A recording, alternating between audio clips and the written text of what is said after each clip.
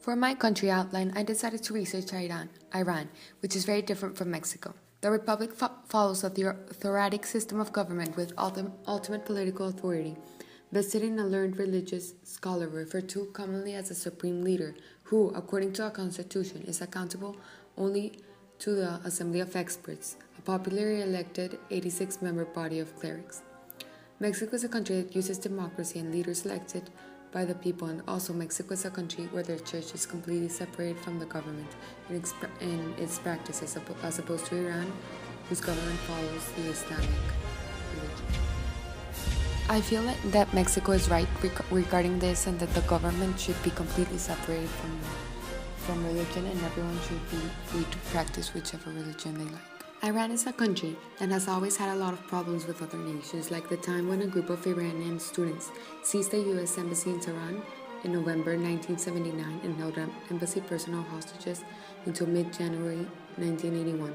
Its relationships with the U.S. especially have been very rocky through the years, whereas Mexico has always had diplomatic relationship and peace with all nations, especially the U.S.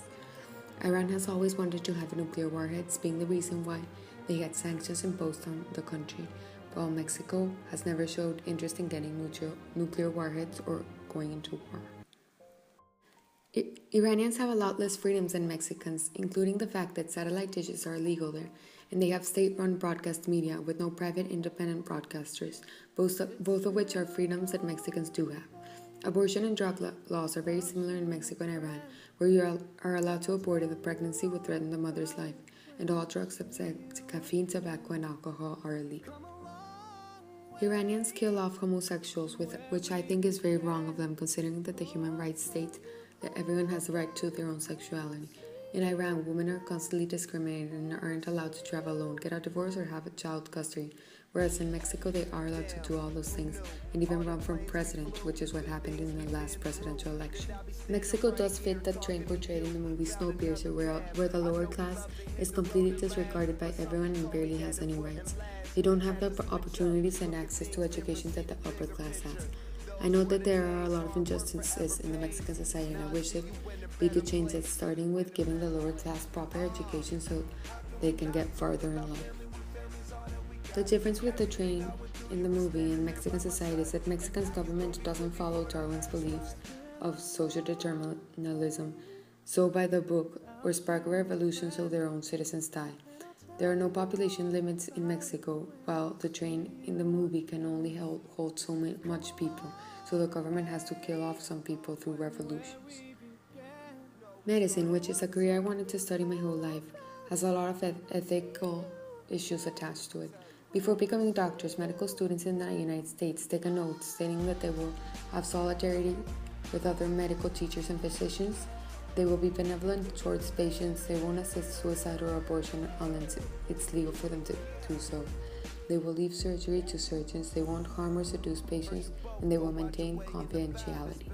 A lot of doctors face moral issues when they want to do the right thing and can't because they have to follow the law, like when they can't save a patient's life who signed a do not resuscitate agreement. The college that I chose to go to is the Tecnológico de Monterrey, and I honestly chose it because I wanted to study medicine, and while medicine is a career that you should study here, and at the Tech was the best college for medicine here. Now that I'm going to study an engineering major, Tech is also the best college here to do it, but I think in about 2 years I'll go somewhere in another school and finish there. I feel it doesn't really matter which college someone goes to, but rather how much effort they put into their work and how far they're willing to go. Right now, I'm extremely disappointed at how I'm doing in school because I know that I could have done a lot better.